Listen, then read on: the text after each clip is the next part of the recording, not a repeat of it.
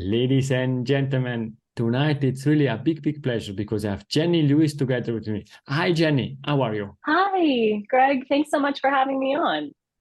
I am super thrilled because I started a collaboration with Women in CX, and you are the first from Women in CX joining this podcast after Claire, for sure, and discussing on this podcast. And I'm really super thrilled to get new ideas also in this podcast from you and from this great community. But before we start, I would like to introduce yourself. And the easiest way is to ask you, could you please introduce yourself? Absolutely. Jennie Lewis, I lead customer insights at Airship. So I'm focused on quantitative research in our base to figure out how brands are performing for their mobile apps, and really what is the economic impact of their mobile app on the business. Thank you very much. Going through your LinkedIn profile, there are quite a lot of interesting aspects from your life. You're a mom. You're doing a lot of other things. Which values drive you in life? There are a few. I'm a part of Rotary International. I've been a member for a lot of years at this point, and have been really active in the organization. I went to grad school on a scholarship from them, and then joined as a member to try to give back. So, community service is a huge driver within my entire life, and also especially family. Now I have a 16-month-old, and it's been an amazing few months here to try to learn what that new life looks like, and learning about mom life. So. And from my side, congratulations. I know there are already 16 months, but I think this is a great, let's say, achievement. And I really like, I have also a small son, and therefore I can understand how much time you need, and you want also to invest for your family. And therefore, even more, thank you very much for taking time and stopping by on the CX Goalkeeper podcast. Yeah, well, thank you. Congrats to you too. Thank you very much. Looking at your LinkedIn profile, you wrote something, and therefore I need to ask that. Before we deep dive in the main topic of this discussion, you are writing, ask me about disagio, and therefore I am asking that. Yeah, disagio is my absolute favorite design thinking term. And what it means is really that you're approaching a topic with curiosity. It's the thing about a topic that makes you think like, oh, something's not quite right. And as you're approaching any sort of design, or exploring how you might build a new product or a new experience, approaching with that curiosity around areas that are, cause a little like, oh, this is something here is like a little off. And so that's the way that I like to approach design. Thank you very much for sharing that. I don't know in English, because English is not my mother tongue, but disagio, and my mother tongue is Italian, means exactly feeling uncomfortable, and therefore it's perfectly linked with what you were sharing. And I really like also these terms, because we always need to being able to being uncomfortable and working in such an environment. Thank you for this great introduction. And now we go to the main topic, the first half of this discussion, mobile app lifecycle measurement. And this is, I think, quite complex topic. Mobile app are already complex, and now we are going to discuss about lifecycle measurement. Could you please explain the importance of mobile app lifecycle measurement in business, and also perhaps what is exactly this is? Yeah, absolutely. So I think mobile app growth has been enormous in the last several years. I'd say especially the last 5 years. And it's really becoming more of a destination for brands, the way that a store or the e-commerce site are a destination for brands, right? It's leveled up, I would say, in the last few years, and brands are showing that level of investment within the space. So just like any customer experience, there is a life cycle in how the end customer will interact with the app as it relates to their interaction with the brand. And at Airship, we've developed a mobile app lifecycle that really follows the customer through acquisition, which would be, everything from brand awareness and looking at the app store optimization through to becoming a loyal customer and really more of an advocate. So we look at our products as compared to those steps of the life cycle. And then my role is looking at measurement within it. So the stages are acquisition, activation, engagement, and loyalty. And this is really interesting. And you said your role is measurement. How are you measuring that? For each phase is a different measurement, or how are you coping with this topic? Yeah, so I've developed a way, specifically within the activation and engagement phases, to look at both end customer user engagement within the app. What are the steps that somebody is doing in the app? Specific actions that we're able to see in the data to monitor. And then how do those actions impact the economics? So as an example, one of the things that I look at really frequently for brands is from the date of install. So you go to the app store, you install the app, that's day 0. From days 1 through 30, how often do you come back to the app? And that is a huge predictor about the efficacy of a brand's onboarding campaign and whether or not they're educating the customer on the value of what's available in the app, if they're effectively communicating to remind customers to come back. Each category, each vertical has a different pattern in what that looks like. It's, if you're looking at a finance app, which we work with a ton of finance brands, they are great at building a habit of customers of starting to come back every day. Think about your banking app. You're going to check your balances and come back very frequently. Shopping apps, it's a little bit different. I'm not necessarily going to go into a retail app every day, but the ones that do it well, you see these, the spikes in customer engagement where you can tell that it's connected to their onboarding experience and it's driving people back to the app. And from an economic perspective, that actually connects to a few things.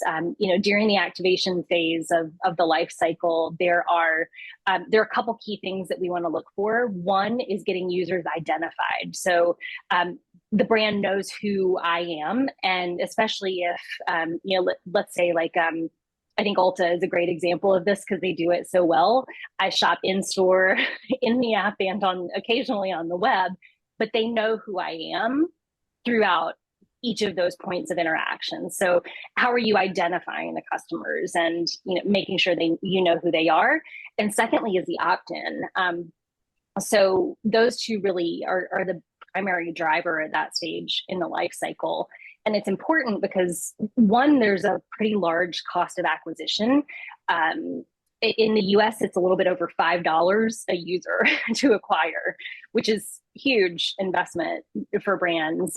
Europe, it's actually closer to a single US dollar. I think that luckily for European brands, it's not quite as costly.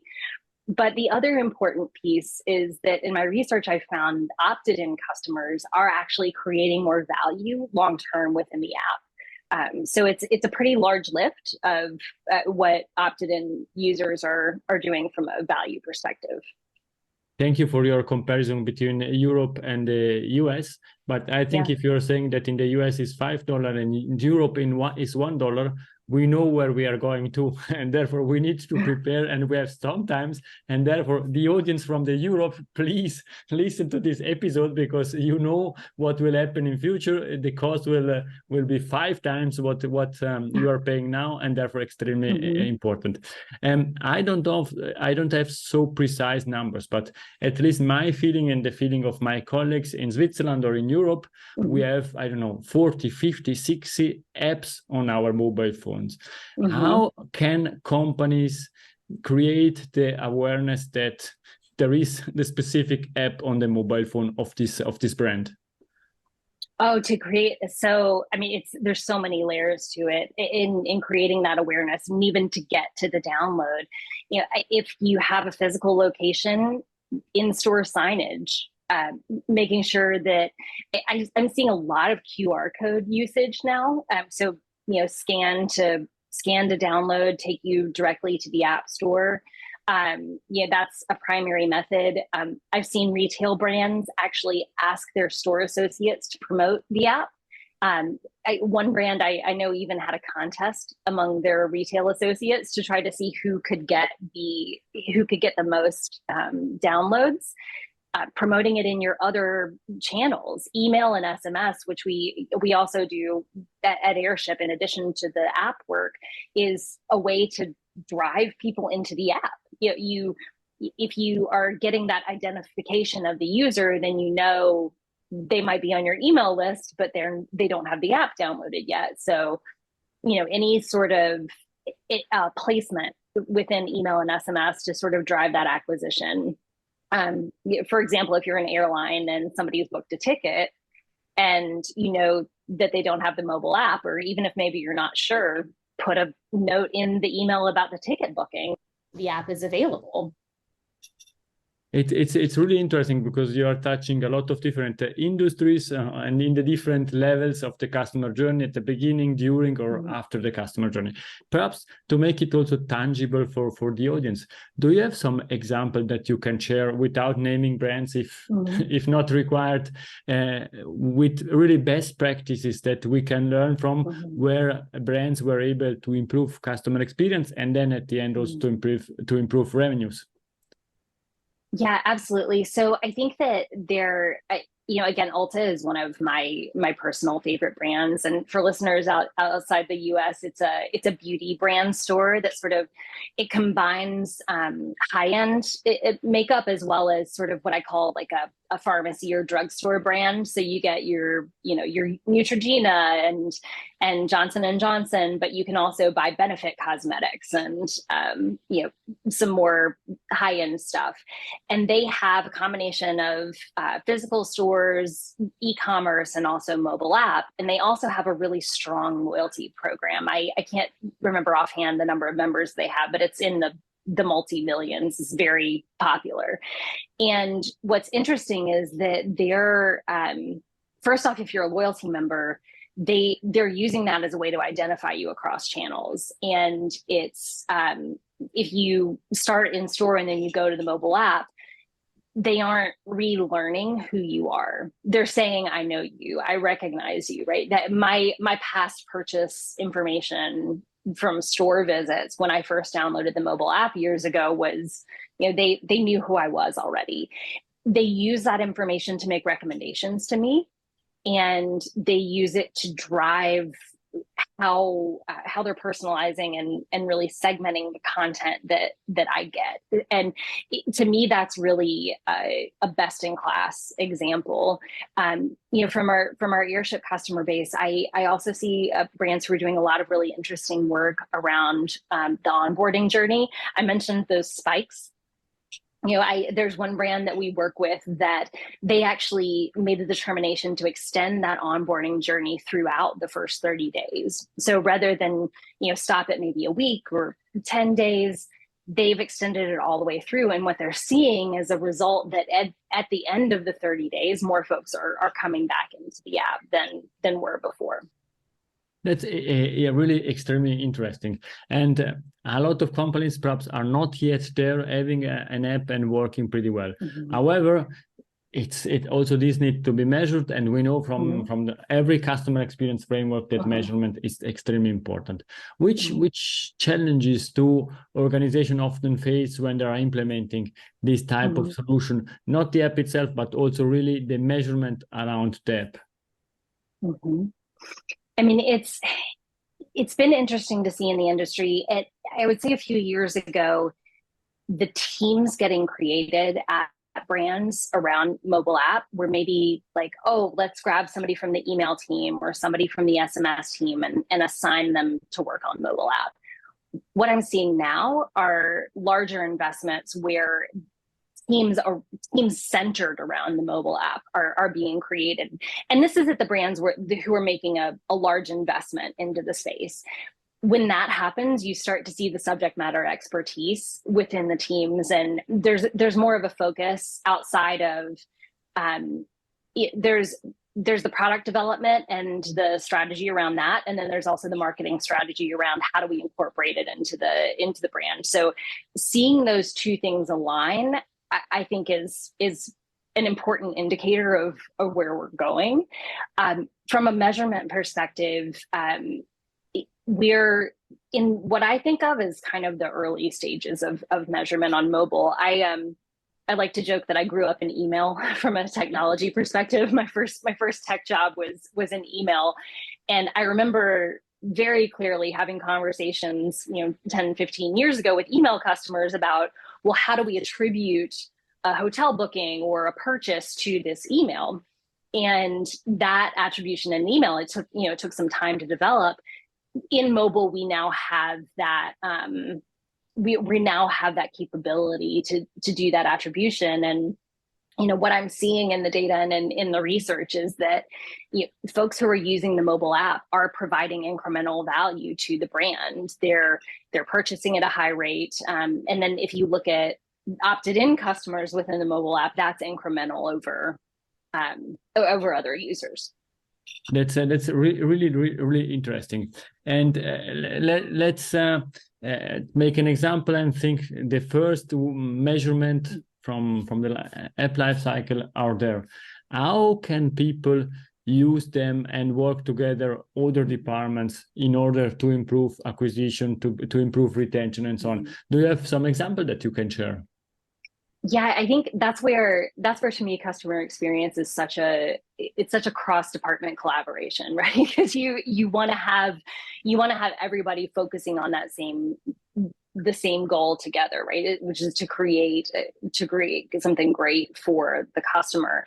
The early indicators in the life cycle during the acquisition phase are things like the App Store product page views, and then the conversion from that to download. So of all the people who look at the product page, how many people are converting to download?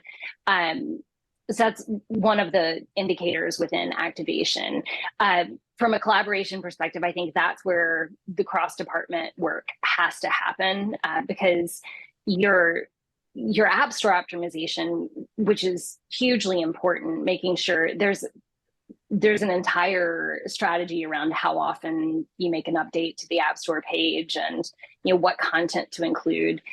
That strategy would be within the mobile team, but getting people into the App Store, that has to be a partnership with other teams. So physical store, like the retailer I mentioned with the associates, they had a QR code on their name tag. And shoppers could scan it, and then that would take them to the App Store. So that's an example that I love from the acquisition phase. Thank you very much. And now perhaps let's move to the second half of this discussion of this game. As you said, you started your career in the email, and then you moved now on this role. And perhaps we would like also to learn from you something about leadership. And the first thing that I often ask is, could you please share one of your biggest failure that you had, and then what you learned from it? I definitely say that I've learned a lot through the years, and I hope and I think that I'm a very different leader than I was 15 years ago. Probably my biggest failure is the first time that I became a manager, and I didn't know at the time, and I don't think I just don't think I had the priority to continue to be like a human with my team. I think I was so focused on doing what was right and achieving the new goals that I had set, and I think very nervous about being good at the new thing, and somehow the human element of it got lost. And definitely I've learned from different leaders along the way, that different leadership that I've had over the years, about how to do that differently. And also, through taken classes and like self-education. I'm a huge fan of Brene Brown and her kind of mantra about vulnerability. I like to apply that now and try to be very different than I was that first time. Be comfortable being uncomfortable. I think this is one of Brene Brown mantras. I think her TED talk is incredible. I watched it several times, and therefore I think we can learn a lot from there. From my point of view and from my research in leadership, one ingredient that it's important is resilience. What's your definition of resilience? Oh, that's a good question. So resilience, I think there's two parts of it to me. The first part would be accepting that failure happens. So, knowing that failure can happen sometimes and accepting it as kind of part of the job. The second part is keeping going when that happens. So taking the opportunity to learn from it and then keeping going. It's super interesting. This was the ingredient I suggested. What's your secret ingredient in leadership? So my secret ingredient is really learning from your team what their superpower is, and then building a team that has different superpowers and making sure that there's a diversity in skill set. Somebody may love getting up and talking to people. Somebody might love spreadsheets. Everybody is going to have a different sort of skill set. And the more of those superpowers you can combine within a team, the absolute, like you can make a real rock star team, and helping each other learn from your superpower, right? So then you get a lot of collaboration, because you say, oh, well, person A, she loves to go speak, but person B, she might say, oh, I can help you connect those two data sets that you didn't know were possible to connect. And that's easy for me. Let me help you. And then you're solving problems together, which is equally. Thank you very much. And perhaps also it can be one or more. What are the key leadership lessons that you learned throughout your career? Always easy questions. Don't worry. Yeah. So I think, one thing is, transparency with your team members.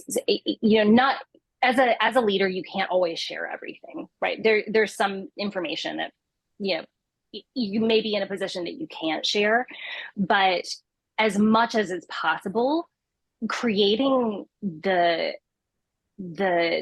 transparency of information to make sure that your team knows why you're asking for things. They know what the outside influences are. Maybe it's from another department. Maybe it's a senior leadership priority that they weren't in the meeting where the head of customer success announced that. So relaying that back to them, and making sure you can making as much as possible of that, because my experience has been the more context your team members have in why something needs to be done, the better. Thank you very much. We are coming to an end of this game, but we still have a few minutes in the extra time, and I still have 3 questions for you. Yes. The first question is about the future. In 10 years from now, we are back on the CX Goalkeeper podcast. What we're discussing about? Hopefully I've got a lot more research, and I'll have more numbers to share with you. I'm super passionate about the research that I'm doing with brands, and I would love to see that as a lot more developed 10 years from now, and a lot more stories to tell. And we see and we feel your passion for this topic. And I think the audience perhaps want also to contact you. What's the best way to contact you? Probably the easiest is LinkedIn. Just Jennie Lewis on LinkedIn. I'm there, so I check my messages there and always check in. So that's the easiest way. Thank you very much. And for the audience, you will find all the contact details in the show notes. And now we are coming to the last question. Is Jennie's golden nugget? It's something that we discussed or something new that you would like to leave to the audience? I think golden nugget for me is what I said about the team superpowers. That's been the happiest I've been is when I had a team that at Airship actually that I was able to hire folks on, and they all have completely different superpowers, and we had a blast working together. It was a really, really fun time. So I highly recommend that. Thank you very much. As usual, I'm not allowing myself to comment Jennie's golden nugget. She shared that with the audience. The only thing that I can say is thank you very much, Jennie, for your participation. Thank you so much. And thank you for partnering with Wix. I have big shoes to fill following Claire. So I appreciate you having me on. It's a great pleasure, and also thank you very much to Women in CX and to Claire Mascot to making this exchanges possible. I really love to have this discussion, to get to know new people, and to bring also to the audience new points of view about customer experience, leadership, and transformation. Jennie, please stay with me. To the audience, it's everything. Thank you very much. I hope that you enjoyed this discussion as much as I did. We love feedback. Feel free to contact us, to contact Jennie or myself. And thank you very much. Have a nice day. Thank you. If you enjoyed this episode, please share the word of mouth, subscribe it, share it. Until the next episode, please don't forget, we are not in a B2B or B2C business, we are in a human-to-human environment. Thank you.